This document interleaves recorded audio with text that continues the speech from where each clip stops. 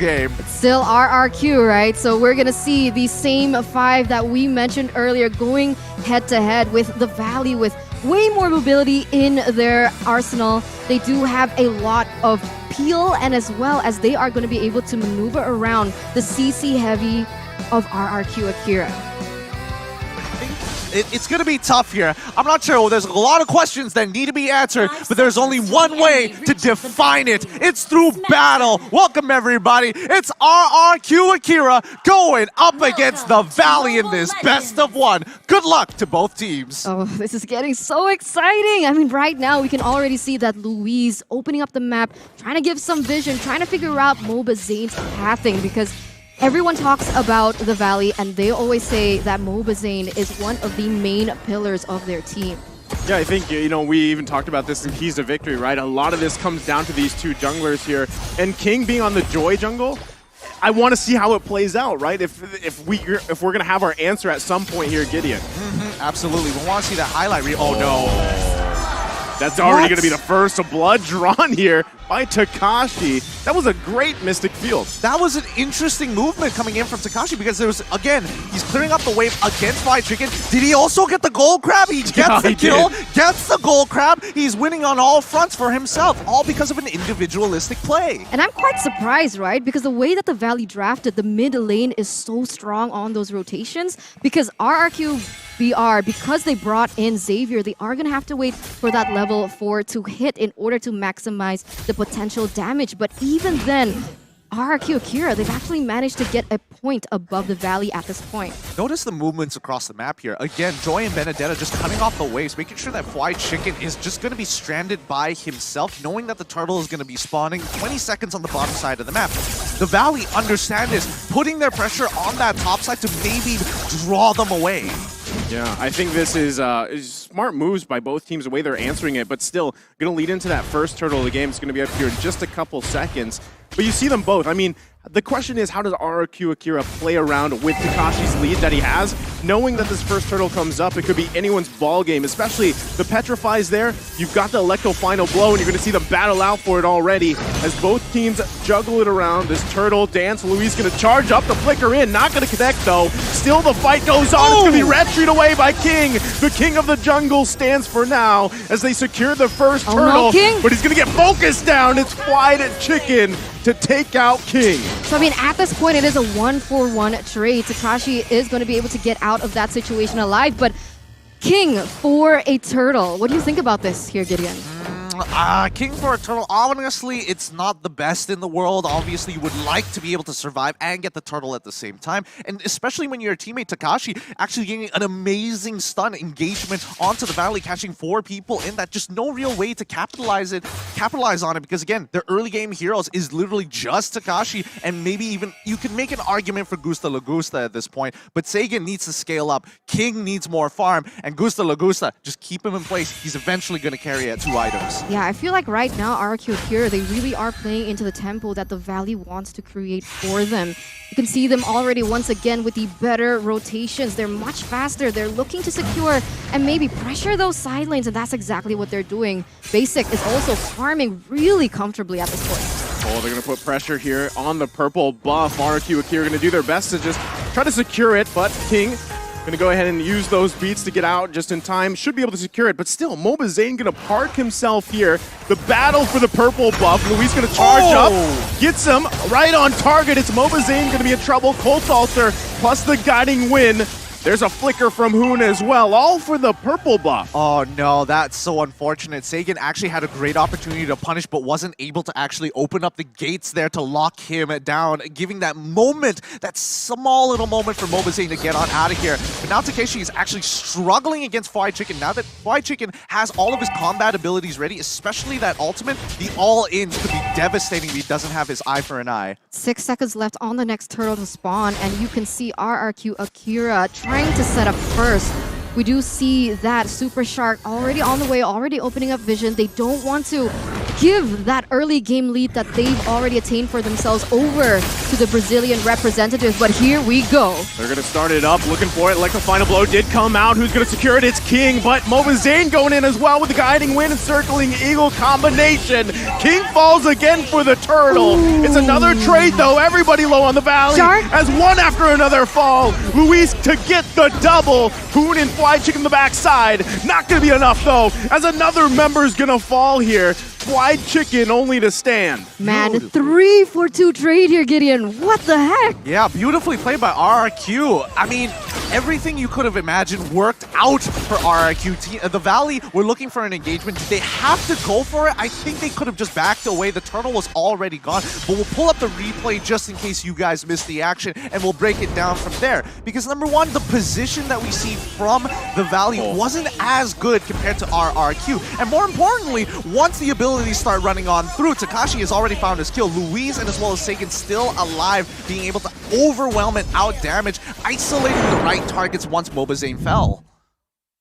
I mean, Luis is on point so far with these Noon blasts, really finding the right targets, especially around, I mean, objectively, right? The Valley's going to want to contest those, but they've got to keep a constant eye on Luis, and Takashi being 3-0-1 on this Benedetta too is going to cause havoc as the game goes on. Look how confident he is. He's cutting that deep into the wave, right? I mean, it is pretty much happening on both sides, but still, the upper hand is for Takashi. That's the beauty of the Benedetta, I guess, and we're going to take a little sneak into the emblems, but before we get into that, here's Super Shark getting a little chunked in terms of that health, but I think maybe King wants to go for something here. I think they're still going to put pressure here under the turret. They go. Ooh. Everybody joining the fight on the top side. Electro final blow, the Petrify. Takashi able to get the double. Can't get Hoon. Mobazane a little bit too late to the party. Gets the taunt off though, with Hoon picking up a kill. But look at the backside. It's Fried Chicken. Finds one for himself. But ultimately now Takashi going to be caught in a position of 1 versus 3. Does he still commit to it? He bobs, he weaves. Mobazane still sticking to him. Takashi should be able to survive. A 2 for 2 trade overall. A really good setup dive for the side of RRQ. And I think RRQ Akira had a really good idea. They should have cut their losses as soon as King was out of position. Back away. You don't need to give anything else, but the Valley's taking one step forward, getting and buying time for Fried Chicken to jump right into the middle of that fight to even out the score. And now we're going to see once again the setup for the next turtle, but I saw that Gusa Lagusa already had the golden staff as well as basic now, but remember that is going to be the key item for Gusa Lagusa as once again they're going in for an engage. They pull the trigger on Saiyan, they push him back here. Oh. They get the turret though, Dawning Light's going to come out. Turtle still work on Gusa Lagusa though, able to grab a kill for himself, but they do trade the turtle. Nothing too much after that. Fried Chicken is playing so boldly, running right into the middle of that, knowing that the Golden Staff is already completed, taking a good chunk of damage from the Blazing Duet, and yet he still almost picked off a free kill for himself. 1,300 gold in their hands of RRQ Akira right now. I mean, at this point, I want to know, has the Valley been playing into Akira's tempo right now? But oh, wait a minute. Gusta Lagusta needs to be careful here. Yeah, there's 3. Actually, Luis here to help him out, so this might just be a disengage. Luis, though, just there to help Gusta Lagusta out. It's going to be a poke battle back and forth. The rest of the team still in the vicinity, but nothing going to come in out of that just yet. As you were saying, Eterna. Yeah, I just want to know what's happening here. How did RRQ actually pick up the lead? I mean, earlier on, the Valley seemed to have the tempo. They seemed to be confident with what they were doing. Are they playing a little too aggressively into RRQ Brazil? Well, I think it comes down to the draft, right? When we're looking at Benedetta specifically, her relevance and her power, her strength in the earlier stages of game 3, level 4 is already pretty good. Unfortunately for Fried Chicken, that's not the same for Lapu Lapu. He only feels relevant as soon as he hits level 4 and starts participating in these fights with the Bravest Warrior. So the fact that Takashi has already enabled RRQ Akira to get this lead is already great, because that was the toughest part. Now they just need Gusta Lagusta and Sagan to scale up and eventually outscale the Valley.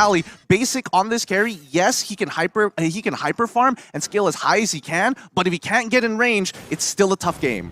Yeah, I think that's the downside of a carry, right? The range. The range is a big factor here. So you really got to be careful on how your positioning is, right? Now, the Valley at this point, almost 10 minutes in, they don't have a turret just yet. So they got to be careful on especially losing map control. They already got the Cult Altar out. So that's massive before the next Lord comes. Actually, it's already spawned. So if RRQ wants to go for it, they have a perfect time. They can They can literally start pulling away, allow the Valley to actually move because they've got priority on both bot and top side. Yeah, they're going to be bobbing and weaving here. The Lord still being worked on, half health so far. Mobazane, though, he is going to be just taking the front of this damage. They're going to go on for Super Shark. Sniped down with the Dawning Light. Gusta Lagusta going in. What a Petrify from Takashi. Able to find a basic, the perfect target needed. He's going to get cut off, but Luis with a kill for himself. 3 down for the Valley. And they're still going. What a Mystic Field with King for the cleanup. And now it's a Mobazane left alive. And that's going to be the wipe out for the Valley. What a massive play for RRQ Akira. That was insane. The way that they played that team fight was so beautiful, so textbook. And that's going to give RRQ Akira a massive lead. And not to mention this free Lord. I get it now. I get it why you were saying it was like a mini Blacklist International. A lot of their macro play is centralized around one objective, one thing at a time, but covering all of your bases, making it very difficult for the Valley to keep up, even if they're just slightly behind in tempo, which is rather frustrating because RRQ at this stage of the game are breaking apart the Valley just by looking for these strong engages, and especially keeping your eyes on Sagan. His Mystic Fields have been on point. From start to here. I mean, that's what got them the first blood, right? And this all snowballs Takashi, but they're still going to be focusing here on the bottom side. Fly Chicken and Mobazane to be the front. They've got the Lord to handle the mid lane eventually, but they might get sandwiched in here for that tier 2. Look at the backside. Takashi goes in, forces them back. And just like that, they're going to lose more space on the map. The front to back, the peel, the damage coming in from that backline from Sagan. You can feel it, and it makes sense looking at the items that he already obtained earlier. But once again, onto the mid lane. Here comes the assault. Lord's going to be handled here. They should be able to clear it up as they hold on to both inhibitor turrets. But still, do they press the issue here? Another Mystic Field. The Dawning Lights have all been on point, like you mentioned.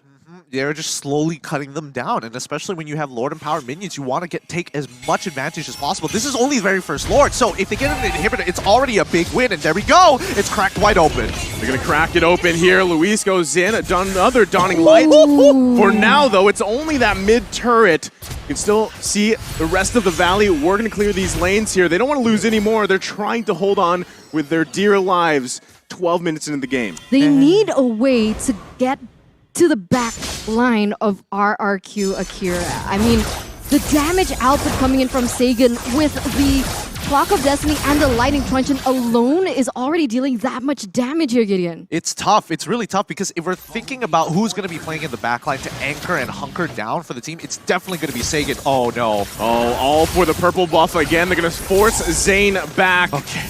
No one there to help him out. All right. The Valley make a very intelligent decision. Just back away. There's no need to fight right now. 50 seconds away from the Lord, 12 minutes into the game. Your biggest objective is going to be that Lord. But yes, as I was saying, Sagan is going to be the anchor of that backline. You would expect someone like Gusta Lagusta to go in and out of fights. Luis wants to stay in the middle, but then you have Takashi and King. They're allowed to go crazy. And I think that's what's really difficult to get on top of them because you have to go through multiple layers. And even if you gap close, there's a good amount of CC to keep you in place.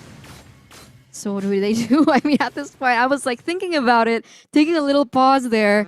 How is the Valley gonna enter that backline? Because in theory, with the draft that they had, they do have Super Shark, Big Brother Shark on the Matilda here to dive into the backline with her ultimate, obviously, and bring someone with her as well. Well, the easiest way that they could possibly do this is to get Fly Chicken specifically on Sagan. But wait, a fight's about to break out here. They force Mobazane back, right? But he's going to be able to heal back up here. Still the battle for this Lord. It looks like everybody from each team is going to make their way here for this fight. Meanwhile, Takashi still trying to clear that wave a little bit. Put pressure here. Dawning Light going to be committed. Now Takashi goes in with a Petrify, able to find Hoon, gets the Cult Altar out. Lord whittled down, secured by Gusta Lagusta. And RRQ Akira looking still for a moment if they can. A guiding wind to come out. Still, Basic could get cut off here. Oh! The flicker, perfect timing. King finds Basic as he falls, and it's just disaster for the Valley. Who tried to saving grace, but he can't. 3 down, 2 in the base here. Fly Chicken finally able to get King out, but it might be too late. Might be too late. Oh my god, that was brilliant by Akira. Luis found that perfect moment, and now they're gonna crack into the base. Only Hoon, only Moment Zane is left. This is gonna be dire for the Valley. They're trying their best here, but RRQ Akira gonna be taking a game in match against the Valley. The Brazilian representatives come out on top, bringing down the Valley just a notch here with such an exquisite gameplay. I love it. I absolutely love it. Shout out to